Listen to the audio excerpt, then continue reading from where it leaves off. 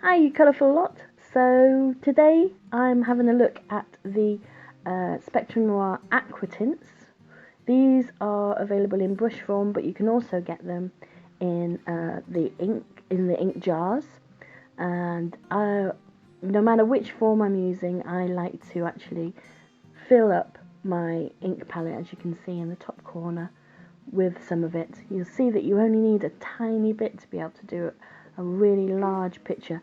I'm left with loads at the end of this because the colours are so concentrated. When you water them down doing lovely watercolour images like this, you're actually only using a small amount. But what's great about them is you can just let them dry on this palette, and then you can spritz them with water to reactivate them, so you're not wasting any of that lovely ink at all. So I was inspired to do this drawing of a beautiful lady, but she's unfinished. It's a very minimalistic line art work, which I've been searching through Google and Pinterest, and these watercolour on minimalist line art work has been really fascinating me this week, so I thought I'd have a go myself. You can download this image at my website, getsetcraft.com, and have a go yourself. So as you can see on this drawing, I've printed out my line art onto watercolour card, but my makeup printer and the ink inside it is actually water reactive, no matter how long I leave it to dry. So if I go over the lines with water, it is going to bleed. But you can actually use that to great effect when you're doing watercolour art such as this one, where it's not fine detail, you're just wanting to get an idea of where the shadows and shades are and just have a bit of fun. So I'm going in with some of the more skin tones, but I'm also putting some brighter colours in there just to draw your eye to different areas. And using my water barrel pen, which is just tap water inside the barrel of this, I'm just picking up the ink and then just placing it down and spreading it around. Again, I wasn't really sure where I was going with this. I never quite am when I'm doing watercolour. I'm not a fine artist with watercolour. I'm not wanting a realistic look. It's not the way that I like to do it. So I just keep placing things down and putting more on and seeing where the watercolours actually take me. So with this, I found that I was adding more to the face just to get those structures in place, getting the nice shadows and things in there. And so to go against this, I decided I wanted the hair around her to be much more loose, and so decided that I was going to have big blocks of colour with them and then spritz them at the end and then just see what happens. So one technique that I do use quite a lot is this faux bleaching technique, and I use it especially when I've gone in too much with the paint and it's too dark and I'm wanting to lighten it up a bit. It's quite easy to do sometimes with these inks as they're so concentrated, but it's quite easy to do. You just go over with water, let it redissolve the ink that's on the paper, and then pick that up with a clean paper towel, and it will lighten what's underneath it.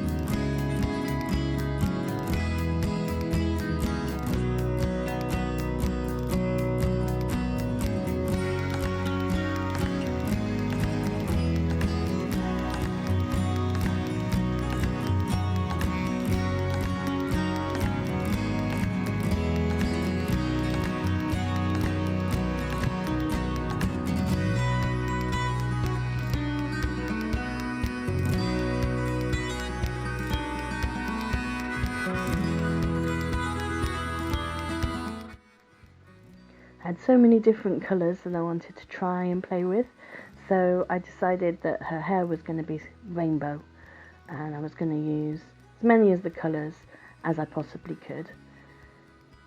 Went in with an orange later on and decided that it wasn't quite the tone I was looking for, and so what was easy about that was I could just faux bleached it and then went over the top with another colour and just blended that in.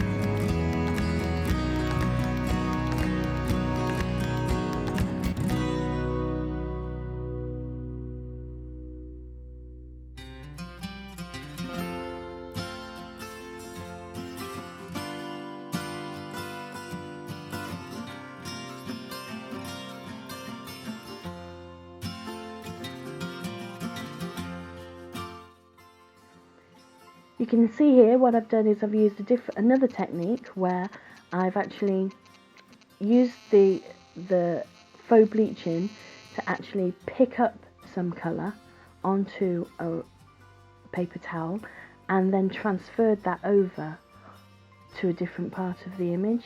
You get a nice kind of splattery look.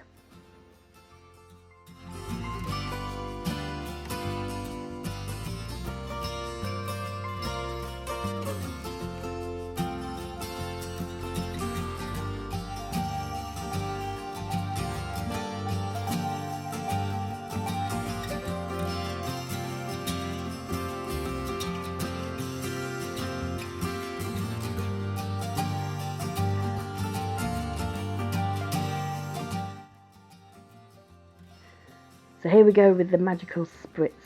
I don't know what's going to happen, but I'm spritzing the hair and I'm just making sure that I'm not getting the water onto the face. You can spritz in a kind of direction so you know that it's going to go away from one part, but you don't really know what's going to happen. That's the fun thing about it, and I love watching it happen. And then as that's spreading, you can then go in again with different colours and just manipulate it slightly.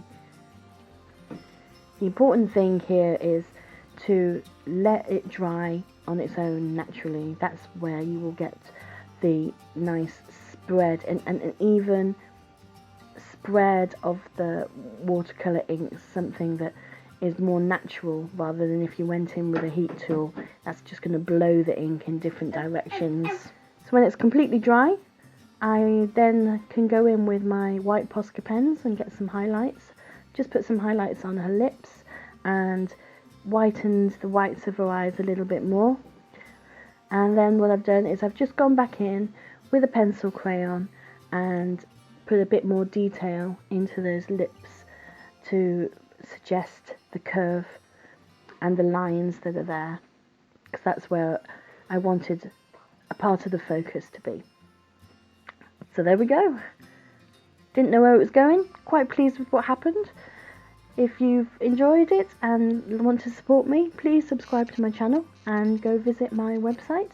And I'll see you again soon. Thanks a lot. Bye.